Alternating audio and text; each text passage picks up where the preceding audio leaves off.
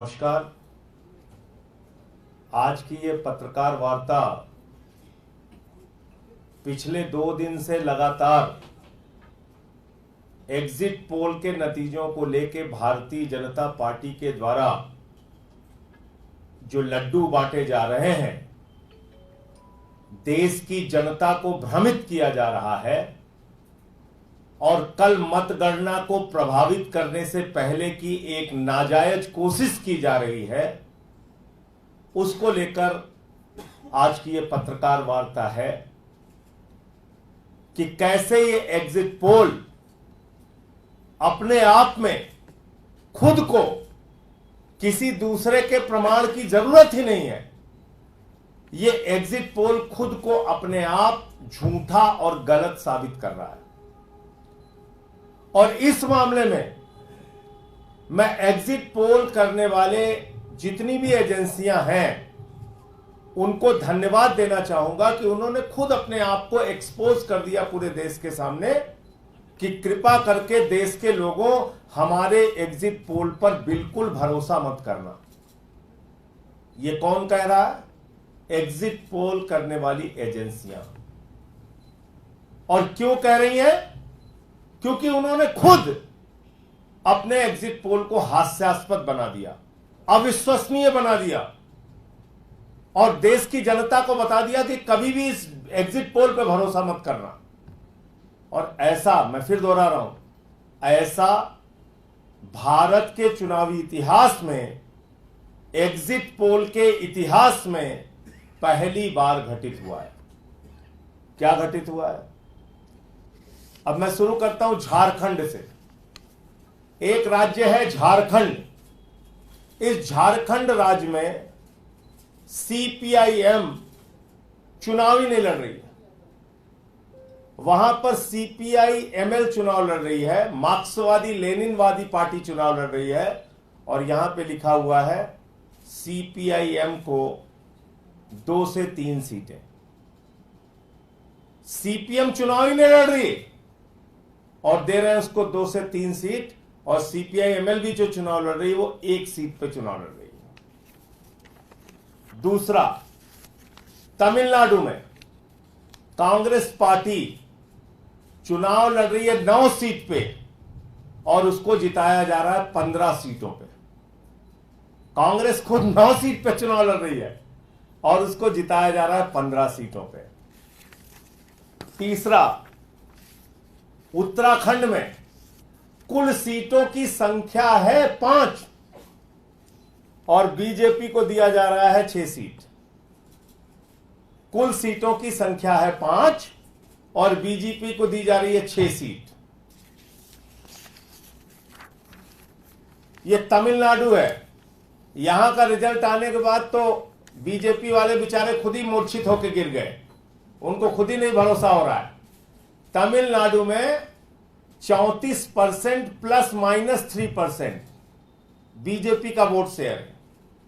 मेरे ख्याल से भगवान भी इस एग्जिट पोल के सर्वे पे भरोसा नहीं करेगा कि बीजेपी को 37% वोट शेयर तमिलनाडु में मिल रहा है। 37% वोट शेयर तमिलनाडु में मिल रहा है बीजेपी को। इसके बाद यह हरियाणा में कुल सीट है 10।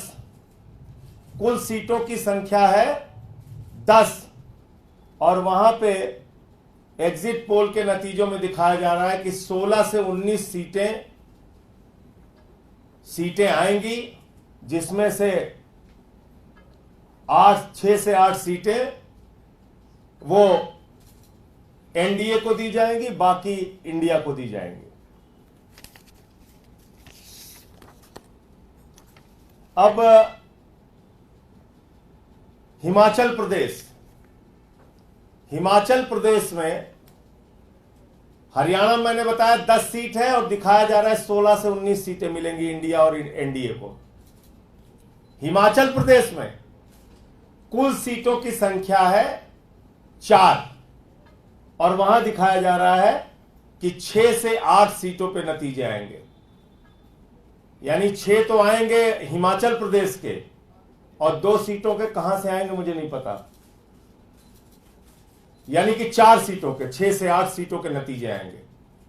मतगणना होगी 4 सीटों पे हिमाचल प्रदेश में, नतीजे आएंगे 6 से 8 सीटों के। ये देख लीजिए आप। एक बिहार का और बड़ा इंटरेस्टिंग, अच्छा एक और बड़ा मजेदार है, यह है राजस्थान। यहां पे कुल 25 सीटें हैं, भाई लोगों ने 33 सीटों का नतीजा दे दिया है। सीटें हैं 25 और नतीजे आएंगे 33 सीटों के, यानी कि 25 सीटों के अंदर चुनाव हुआ है और 8 सीटों के नतीजे एक्स्ट्रा आ जाएंगे। ये कहां से एग्जिट पोल बना है भाई? बिहार में एलजेपी, जो चिराग पासवान की पार्टी है, वो लड़ रही है 5 सीट पे। वो बेचारे कह रहे हैं हम 5 ही सीट पे लड़ रहे हैं भैया, 5 5 5। कह रहे नहीं, तुम्हें नहीं मानेंगे, हम तुम्हें 6 सीट देंगे। उनको 6 सीट दे दिया। लड़ रहे हैं 5 सीट पे, दे दिया 6 सीट। तो ये एग्जिट पोल जो है अपने आप में इतना हास्यास्पद है, इतना मजेदार है। उत्तर प्रदेश की बात कर लेते हैं। उत्तर प्रदेश में इंडिया गठबंधन का 7% वोट शेयर बढ़ाया गया और बीजेपी का, एनडीए गठबंधन का 4% वोट घटाया गया और बहुजन समाज पार्टी को 14% वोट शेयर दिखाया गया। कुर्मी मतदाताओं में इंडिया गठबंधन का मतदान ज्यादा दिखाया गया। दलित मतदाताओं में 30% से ज्यादा, 33% के करीब इंडिया गठबंधन के पक्ष में दिखाया गया और सीटें कम हो गई। इंडिया गठबंधन की सीटें कम हो गई, एनडीए गठबंधन की सीटें ज्यादा हो गई। ये कौन सा प्रयोग कर रहे हैं भाई आप?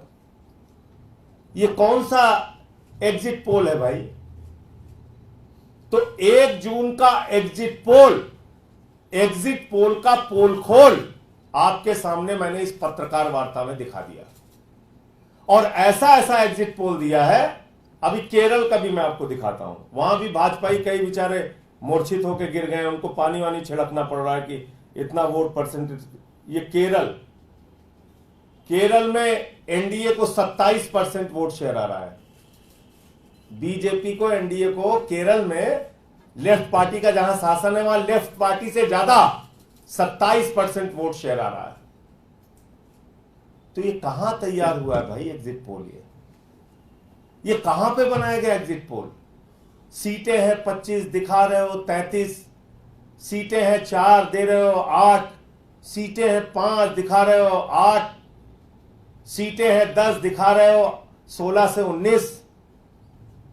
ये कौन सा एग्जिट पोल है भाई?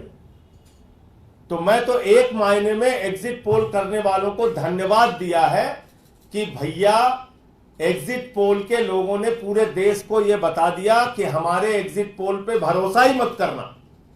उन पे दबाव बना होगा एग्जिट पोल के नंबर बदलने के लिए। उन्होंने कहा ठीक है मोदी जी, हम ऐसा नंबर बदल देते हैं जिस पे जनता विश्वास ही नहीं करेगी। तो यह काम हुआ है।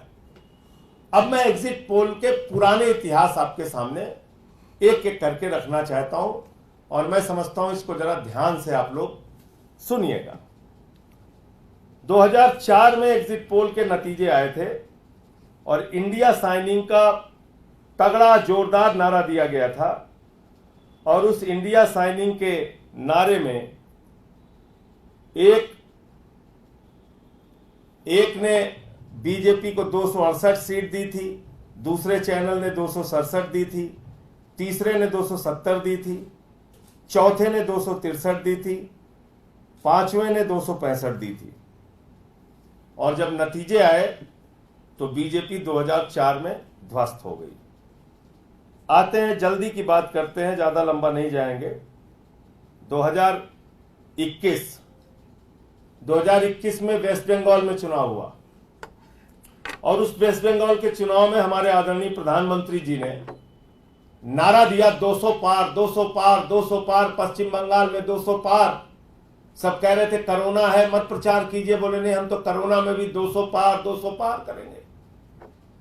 एक टीवी चैनल ने बीजेपी को दिया 121, दूसरे ने दिया 148, तीसरे ने दिया 115, चौथे ने दिया 185, पांचवें ने दिया 132, छठवें ने दिया 115, सातवें ने दिया 160, आठवें ने दिया 192, नौवें ने दिया 185 और 10वें ने दिया 135। 10 टीवी चैनल के ये एग्जिट पोल के नतीजे हैं 2021 के वेस्ट बंगाल के।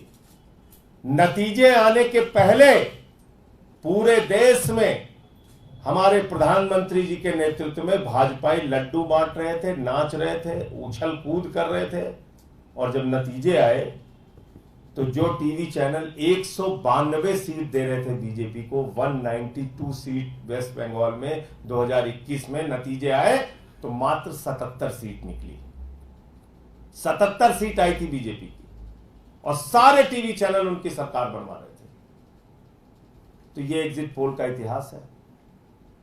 एग्जिट पोल एक नहीं अनेक बार हिमाचल में, हिमाचल का एग्जिट पोल मैं पढ़ के सुना दे रहा हूं आपको। हिमाचल के एग्जिट पोल में कांग्रेस को मिली थी, जो सही सही परिणाम आया था, 40 सीट और बीजेपी को मिली थी 25 सीट।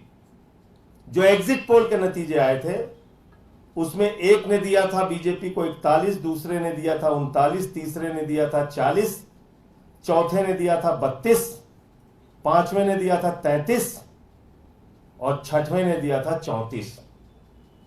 ये दिया था हिमाचल प्रदेश में और आई कितनी? 25। एक भी एग्जिट पोल के नतीजे सही नहीं साबित हुए। इसी प्रकार से बहुत सारे हैं, बताऊंगा तो बड़ा लंबा समय लग जाएगा। मेरा यह कहना है कि अगर एग्जिट पोल को मतगणना से पहले इसी तरीके से प्रचारित करके कोई 400 सीट, कोई 370 सीट, कोई 300। अच्छा, एक और कल मजेदार हुआ, एक चैनल ने 270 के पार वार दिखा दिया था। मैं किसी चैनल का नाम नहीं ले रहा हूं, याद रखिएगा, मैं इतनी मर्यादा का पालन कर रहा हूं। और नहीं तो अगर कहिए एक टीवी चैनल का नाम ले लूंगा तो फिर ज्यादा शर्मिंदा होना पड़ेगा। मैं नाम किसी टीवी चैनल का नहीं ले रहा हूं। एक टीवी चैनल ने 370 के लगभग सीट दिखाई बीजेपी को, एनडीए को।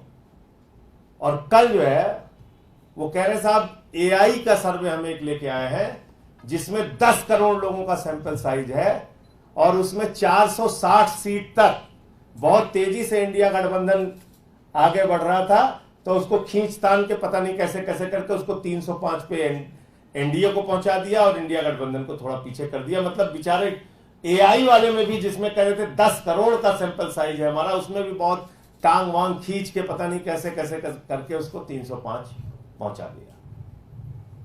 तो अगर एग्जिट पोल की यह हालत है और हर बार एग्जिट पोल गलत साबित होता है, दिल्ली और पंजाब में तो हमने देखा ही। पंजाब के अंदर 92 सीटें हमें कोई नहीं दे रहा था जब हमारी 92 सीटें आई। दिल्ली में हमें 2013 में 0 से 6 सीट दी जा रही थी एग्जिट पोल में, 0 से 6, हमारी 28 आई। दूसरी बार कोई 32 दे रहा था, कोई 25 दे रहा था, कोई 22 दे रहा था, हमारी 67 आई। तो एग्जिट पोल इस देश के अंदर अब बंद होना चाहिए। यह मतगणना से पहले देश की जनता को, देश के प्रशासनिक तंत्र को और देश के चुनाव आयोग को प्रभावित करने की एक गलत कोशिश है। एग्जिट पोल इस देश के अंदर पूरी तरीके से बैन होना चाहिए, बंद होना चाहिए, क्योंकि एक बार नहीं अनेक बार यह गलत साबित हुआ है। और अभी अगर एग्जिट पोल के नतीजे परिणाम से मैच नहीं खाएंगे तो कोई जवाबदेही नहीं है इन न्यूज एजेंसियों की, इन सर्वे एजेंसियों की कोई जवाबदेही नहीं है। क्या इन्होंने दिल्ली के एग्जिट पोल के गलत होने पर माफी मांगी? पश्चिम बंगाल के एग्जिट पोल के गलत होने पर माफी मांगी? क्या इन्होंने पंजाब के एग्जिट पोल गलत होने पर माफी मांगी? क्या इन्होंने माफी मांगी हिमाचल प्रदेश के एग्जिट पोल गलत होने पर? कोई जवाबदेही नहीं है। क्या 2004 में जब एग्जिट पोल गलत हुआ था तो इनकी कोई जवाबदेही थी, कोई माफी मांगी इन्होंने? तो आप देश की जनता को, मतगणना की प्रक्रिया को, चुनाव आयोग को मतगणना से पहले क्यों भ्रमित करना चाहते हैं? हमारा सवाल यह है।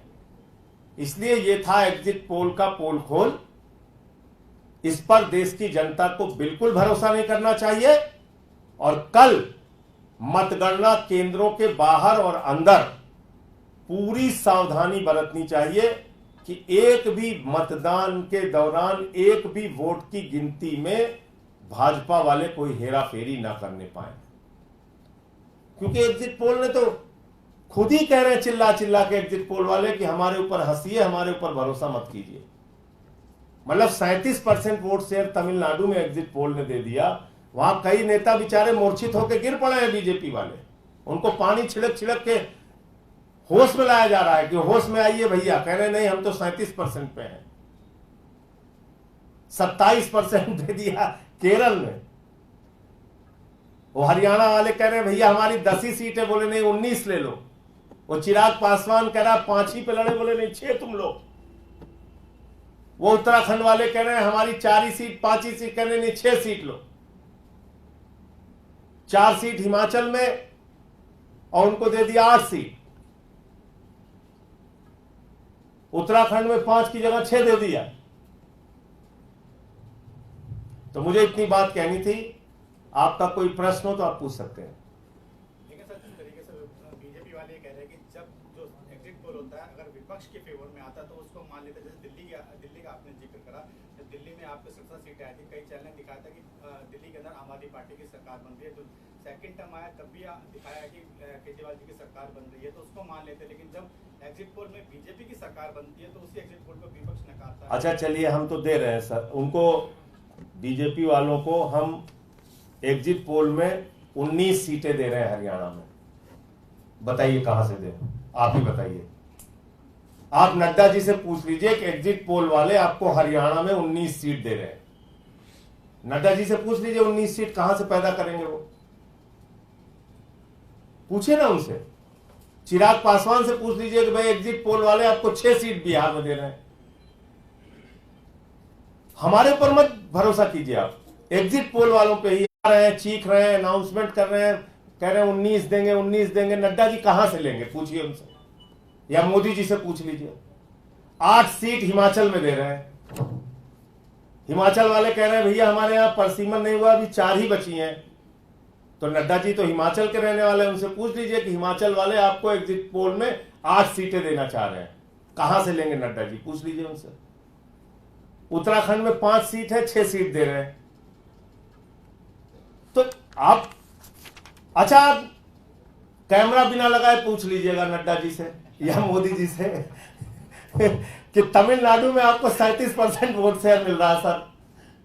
तो अगर वो आपकी हां में भी हां मिला दे बगैर कैमरे के तो मैं मान जाऊंगा। 27% वोट शेयर केरल में दे रहे हैं। ये भारती जी हमारे केरल के प्रभारी थे। 27% वोट शेयर बताओ वहां पे बीजेपी को मिल रहा है। तो मतलब अच्छा 33 सीट दे रहे हैं राजस्थान में, वहां 25 सीट है कुल, 25 सीट है, 33 दे रहे हैं। मतलब मैं कह रहा हूं कि मैंने बहुत सारे एग्जिट पोल देखे हैं, बहुत सारे एग्जिट पोल को गलत होते हुए भी देखा है। वेस्ट बंगाल का उदाहरण आपके 10 चैनलों के सामने आपके रखा। लेकिन मैंने कभी आज तक एग्जिट पोल के या चुनावी इतिहास में कभी ऐसा नहीं देखा कि स्टेट में जितनी सीट है उससे ज्यादा सीट दिखा दी जाए या ऐसे वोट परसेंटेज दिखा दिए जाए जो लोगों को खुद ही अविश्वसनीय लगे। मतलब बीजेपी वाले भाग जाएंगे तमिलनाडु छोड़ के, कहेंगे हमें नहीं सुनना भैया, 37% वोट कहां मिल रहा है, हम कैसे आपको बताएं, उन्हीं से पूछ लीजिए आप। तो इसलिए मैं कह रहा हूं कि ये एग्जिट पोल ने, हो सकता है किसी गुस्से में किया हो एग्जिट पोल वालों ने कि भाई ठीक है हम अपने आप को खुद ही हास्यास्पद बना ले रहे हैं, देश की जनता हमारे ऊपर भरोसा नहीं करेगी, ऐसा एग्जिट पोल हम देंगे, चलो ठीक है तुम दबाव बना रहे हो बनाओ। हो सकता है, ये भी एक तरीका होता है। कई बार अपने आप को खुद ही झूठा साबित करने का एक तरीका होता है कि गड़बड़ सड़बड़ नंबर दे दो, लोग भरोसा ही न करें। और एक इंपॉर्टेंट पॉइंट यह है, चुनाव आयोग ने जो कहा प्रेस कॉन्फ्रेंस में आज कि साहब शिकायतें लेके आ जाते हैं और चुनाव आयोग पे सवाल उठाते हैं। देखिए, चुनाव आयोग की जवाबदेही जनता के प्रति है। दुनिया के सबसे बड़े लोकतंत्र का आप चुनाव करा रहे हैं, इसका श्रेय चुनाव आयोग को जाता है। और आज तक लोग टीएन शेषन जी को याद करते हैं, उनके चुनाव की निष्पक्षता, चुनाव के दौरान चुनाव आयोग ने जिस निष्पक्ष रूप से काम किया। अब मेरा सवाल यह है कि आप अपने ही नियम को कैसे बदल सकते हैं? ये मैं लाइन पढ़ के सुना दे रहा हूं जिसपे सबसे ज्यादा सवाल कल से उठ रहे हैं। 2009 का ये पत्र है चुनाव आयोग का, और ये पत्र क्या कह रहा है? Election commission letter number 470/2009 EPS dated 21 January 2009 address to chief electoral officers of all states and union territories. ये सबको पत्र लिखा गया है 2009 में 21 जनवरी को। और इसका 5वां पॉइंट जो बहुत इंपॉर्टेंट है वो अभी आपको दे दूंगा, इसको पढ़िएगा। इसमें लिखा हुआ है, under no circumstances the results of all rounds of EVM counting should be announced before finalising the postal ballot count. Postal ballot counting को फाइनलाइज करने से के पहले, जब तक ईवीएम की काउंटिंग अंतिम राउंड की खत्म होती है, उसके पहले आपको पोस्टल बैलेट की काउंटिंग को फाइनलाइज करना होगा। यानी ईवीएम के अंतिम राउंड की मतगणना से पहले सारे पोस्टल बैलेट की मतगणना की जानकारी आपको देनी पड़ेगी। ये तो 2009 में खुद इलेक्शन कमीशन ऑफ इंडिया ने पूरे देश के चीफ इलेक्टोरल ऑफिसर्स को चिट्ठी लिखी है, पूरे देश के सभी प्रदेशों के। तो आप अपनी बात से कैसे पीछे हट सकते हैं? अच्छा, फिर 4% पोस्टल बैलेट है इस बार, आप उसकी मतगणना कर लीजिए और ईवीएम का अंतिम राउंड जब गिना जाए उसके पहले आप बैलेट पेपर के जो वोट हैं उसको अनाउंस कर दीजिए। अगर आपके मन में कोई गड़बड़ी नहीं है, अगर आप कोई गड़बड़ी नहीं करना चाहते हैं मतगणना में, तो ये तो आपका नियम है ना, हमारा थोड़ी है।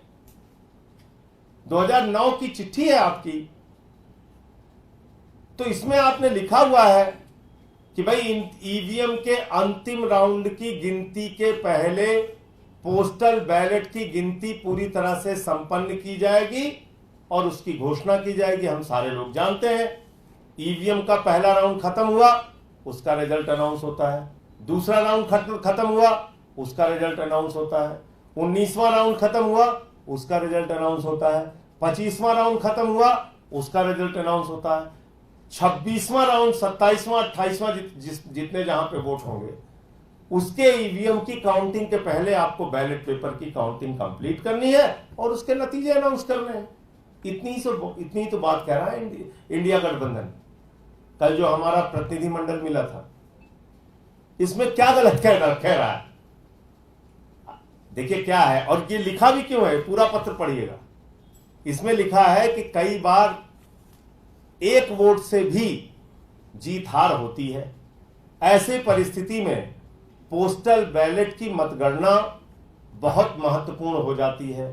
तो उस पोस्टल बैलेट की मतगणना में क्या क्या सावधानी बरतनी है, उसका पूरा इन्होंने एक पत्र लिखकर उसका निर्देश जारी किया है। और उसमें लिखा हुआ है साफ तौर पे कि जब आप अंतिम ईवीएम के राउंड की मतगणना करेंगे, उसके पहले पोस्टल बैलेट की मतगणना खत्म करनी पड़ेगी और उसके परिणाम घोषित करने पड़ेंगे। तो वो हम फिर दोहरा रहे हैं मांग, और चुनाव आयोग इस बात को बिल्कुल गंभीरता से ले कि कल मतगणना जब हो रही होगी अलग अलग केंद्रों पर, तो ये सवाल हमारे कैंडिडेट निश्चित रूप से उठाएंगे। और ये आप ही का पत्र है, आप ही का नियम है, तो आपको पोस्टल बैलेट के रिजल्ट का, पोस्टल बैलेट के परिणाम का अनाउंसमेंट ईवीएम के अंतिम राउंड की मतगणना से पहले करना होगा। धन्यवाद। संजय जी, सीईसी ने कहीं और भी व्यंग्यात्मक तरीके से जवाब दिए। उन्होंने इस तरफ इशारा किया कि एक झूठ का बलून तैयार कर दिया जाता है, नाम नहीं लिया हालांकि उन्होंने, जिस तरह से अजय माकन ने ट्वीट किया था कि जो काउंटिंग एजेंट हैं उनको मना किया जा रहा है। एक जगह ये किया गया कि एग्जिट पोल का जो डेटा है वो डीएम्स के डाटा के ऊपर आधारित है। तो एक उन्होंने ये कहा कि मिस इन्फॉर्मेशन का नैरेटिव एक तरह से टूल किट नहीं कहा, लेकिन कहा कि ये पैटर्न समझने की ज़रूरत है। देखिए, ऐसा है कि कोई व्यंग रचनाकार नहीं है चुनाव आयोग, और वो कोई कवि सम्मेलन का मंच नहीं है। एक गंभीर संस्था है और उसकी एक गंभीर जिम्मेदारी है, तो उनको कुछ प्रश्नों के जवाब देने चाहिए। और उसका अगर कोई समस्या, देखिए आप पूरे देश का चुनाव संपन्न करा रहे हैं, राजनीतिक पार्टियों के प्रति अपनी आपकी जवाबदेही है। आपको तनख्वाह किस बात की मिलती है? एक निष्पक्ष चुनाव कराने की तनख्वाह आपको मिलती है। तो आपसे अगर कोई प्रश्न पूछ रहा है तो आप व्यंग क्यों मार रहे हैं भाई? आप उसका समाधान कीजिए ना। आप वहां समाधान करने बैठे हैं कि कवि सम्मेलन चलाने बैठे हैं? व्यंग कर रहे हैं, हास्य कर रहे हैं, इसके लिए थोड़ी आपकी जिम्मेदारी है। आपकी जिम्मेदारी है कि जब ये आपने खुद से 2009 में नियम बनाए, सबको पत्र लिखे, उन नियमों में बदलाव क्यों किया जा रहा है? हम लोगों को 4% पोस्टल बैलेट है संभवतः इस बार, तो 4% पोस्टल बैलेट की गिनती अंतिम राउंड के ईवीएम की गिनती से पहले घोषित होने चाहिए। बस सिंपल सी बात है।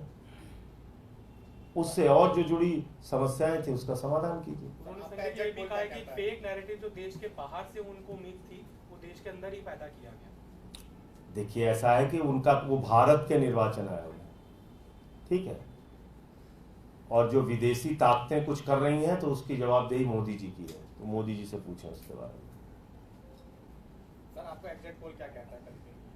एक राजनीतिक पार्टी के नेता की तरह बात नहीं करना चाहिए चुनाव आयोग को। वो किसी राजनीतिक पार्टी के नेता नहीं है। उनकी जिम्मेदारी है चुनाव को निष्पक्ष संपन्न कराना, सिर्फ इतनी जिम्मेदारी है उनकी। हमारा एग्जिट पोल इंडिया गठबंधन का, मैं फिर दोहरा दे रहा हूं, 295 सीटें इंडिया गठबंधन को मिलेंगी, और ये एग्जिट पोल जनता का एग्जिट पोल है, और जो टीवी चैनलों पे दिखाया गया वो मोदी का एग्जिट पोल है। जो जनता का एग्जिट पोल है उसमें वो नेता शामिल थे इंडिया गठबंधन के जिन्होंने प्रचार किया जमीन पे जाकर, जिनके कार्यकर्ताओं ने वोट मांगे, और वो सारे लोग मिलकर अपने राज्यवार जो संख्या उन्होंने बताई उसके आधार पर 295 से ज्यादा सीटें इंडिया गठबंधन की आएंगी, और इंडिया की जो सरकार 4 जून को बनेगी वो देश के हित में काम करेगी, जो वादे हमने पूरे किए हैं।